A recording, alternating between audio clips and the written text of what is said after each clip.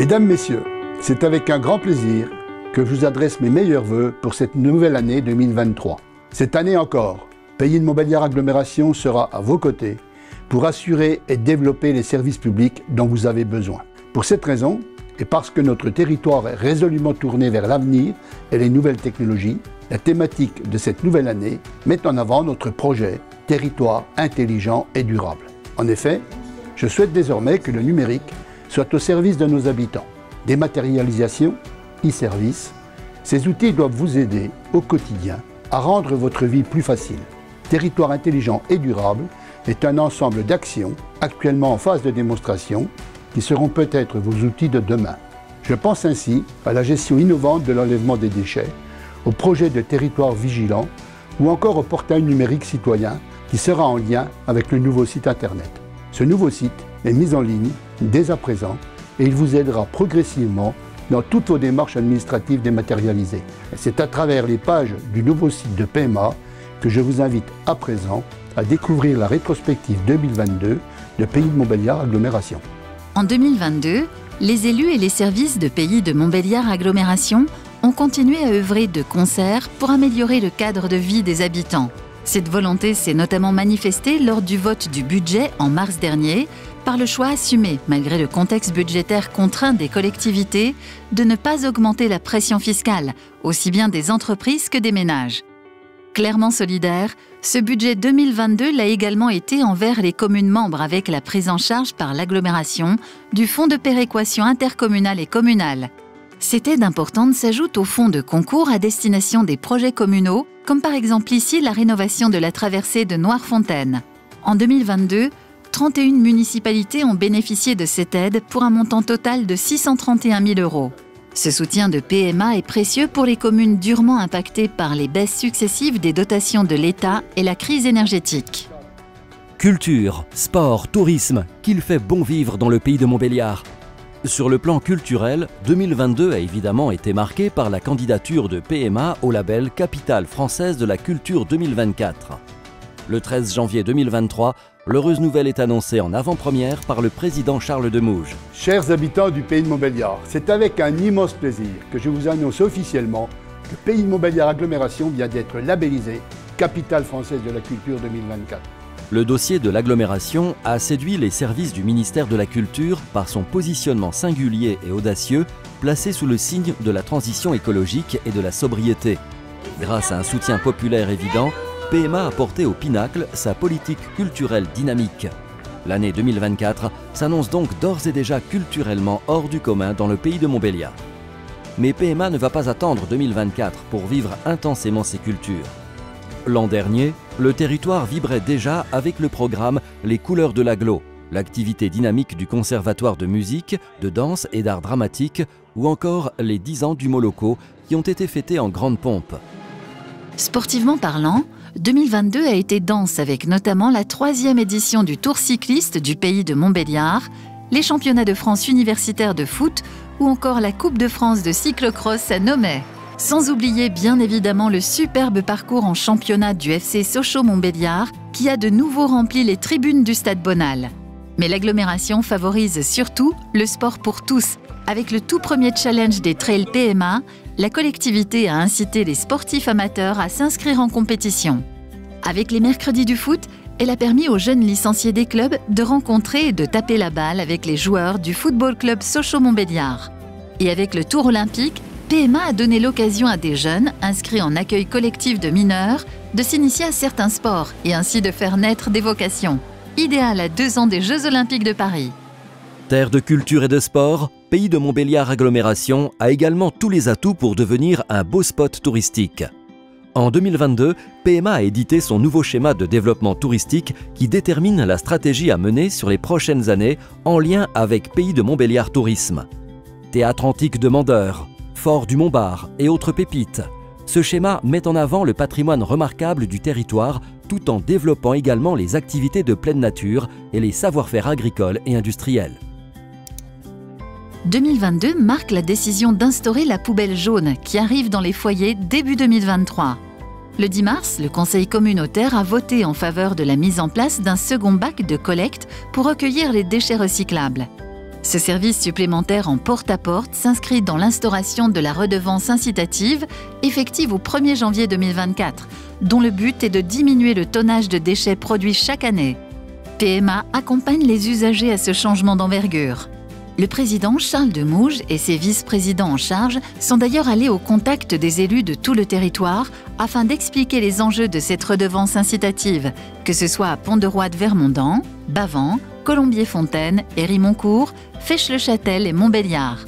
Ce changement se résume en un slogan « Plus de services pour moins de déchets ». Parmi ces services, PMA a étendu la collecte des biodéchets à 23 communes, dont celles de 1000 à 6000 habitants. Autant de volumes qui, bien recyclés, n'ont plus leur place dans la poubelle d'ordures ménagères. Cette politique volontariste au niveau des déchets a également été marquée en 2022 par le choix de rénover l'usine d'incinération des ordures ménagères de Montbéliard, et ce afin que l'agglomération conserve toute son autonomie énergétique.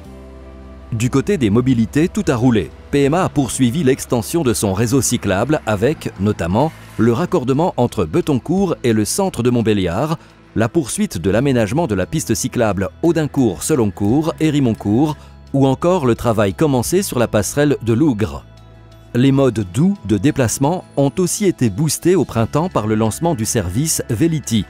Ce service de location longue durée, géré par Moventis, permet de mettre le vélo à assistance électrique à la portée de tous. Au-delà du réseau de bus, l'agglomération continue de diversifier son offre de mobilité avec Tadi. En janvier 2023, le service de transport à la demande s'étoffe avec la liaison Badvel, Dampierre-les-Bois et Fesches-le-Châtel vers l'hôpital Nord-Franche-Comté et la gare TGV.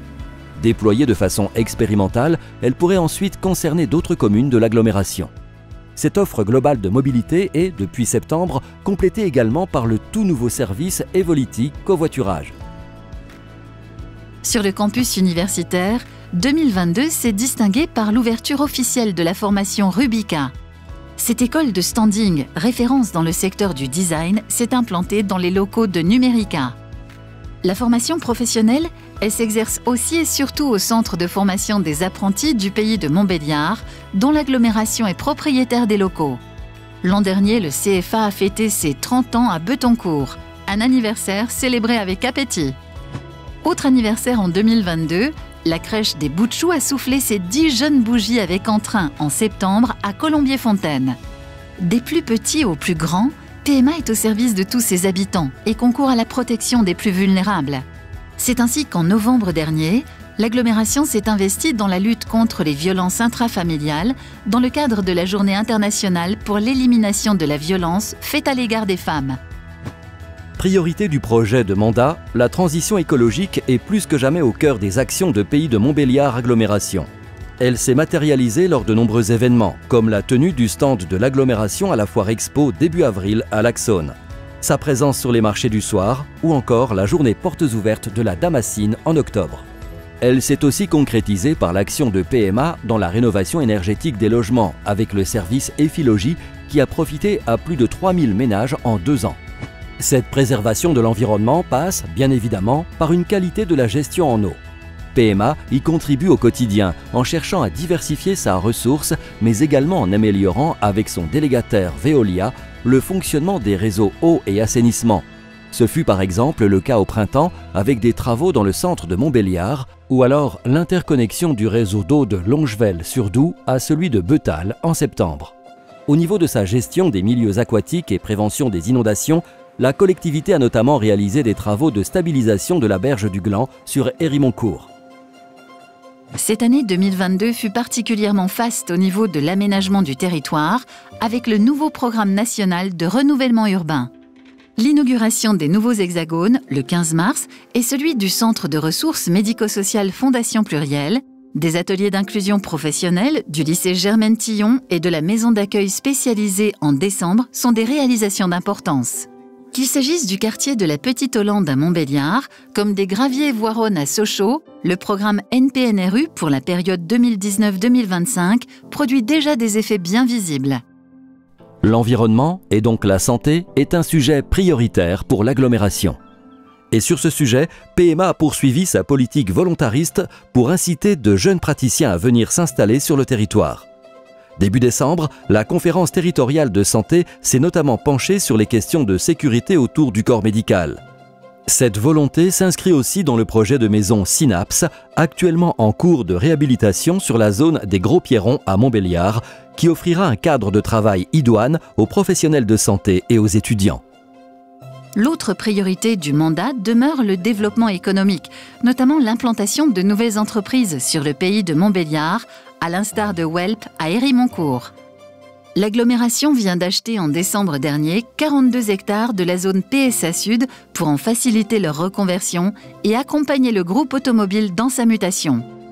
Le 23 juin, le conseil communautaire a accepté l'offre du groupe BTIMO d'y acquérir près de 30 hectares. La SEMPMIE devenant propriétaire des terrains restants pour y développer la filière hydrogène-énergie. Les bâtiments historiques d'Exincourt, EX09 et EX12, accueilleront rapidement de nouvelles activités industrielles.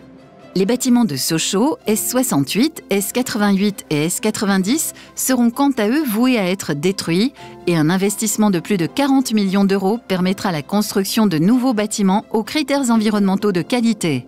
Un univers à très haute qualité environnementale, prêt à accueillir de nouveaux prospects, c'est évidemment la caractéristique de Technoland 2. La zone d'activité a vu en 2022 l'arrivée de l'entreprise Forvia Sittings qui conforte l'implantation de la société Forestia sur le territoire. Celle-ci est le fer de lance de l'écosystème industriel tissé autour de l'hydrogène dans le pays de Montbéliard et, en 2023, l'entreprise Génie viendra raffermir ce positionnement. En novembre dernier, l'Axone a d'ailleurs été le théâtre du second forum international Hydrogen Business for Climate. Ce rendez-vous entre professionnels positionne clairement le Nord-Franche-Comté en première ligne sur le dossier de l'hydrogène-énergie. Le futur est en marche. L'hydrogène est partie prenante du grand projet Territoire d'innovation. Celui-ci a connu un événement remarquable le 25 juin dernier avec la première édition du festival Inouï. 1500 visiteurs se sont pressés au Matern Lab à Sochaux pour découvrir en avant-première les innovations de demain dans les domaines de l'industrie du futur, du numérique et bien entendu de l'hydrogène. D'hydrogène, il en sera question dans les locaux de l'ex-polyclinique des Portes du Jura. En 2023, les études en cours permettront d'affiner l'avenir du site, mais la collectivité espère bien que ce bâtiment de 10 000 m² soit un démonstrateur hydrogène stationnaire. En clair, qu'il soit bientôt chauffé via le vecteur hydrogène. À quelques encablures, s'ouvrira en septembre prochain sur le site des Blancheries le tout nouveau conservatoire de musique, de danse et d'art dramatique. C'est la réalisation d'un des projets phares de la mandature, un bâtiment moderne s'élevant sur 4 niveaux, symbole d'une politique d'enseignement culturel ambitieuse. C'est ici, au cœur du futur conservatoire de musique, de danse et d'art dramatique, que s'achève cette rétrospective 2022 de Pays de Montbéliard Agglomération. À partir de la prochaine rentrée de septembre, une centaine d'enseignants et des milliers d'élèves et d'usagers pourront y développer leur goût pour les arts dans un univers parfaitement adapté à leur pratique. Ce bâtiment, à n'en pas douter, sera le nouvel écrin de notre politique culturelle. Avec ce conservatoire, c'est un projet vieux de plus de 20 ans qui devient réalité. Du projet à la réalité, Pays de Montbéliard Agglomération est à vos côtés pour vous accompagner et vous assurer des services de qualité. Très bonne année à toutes et à tous.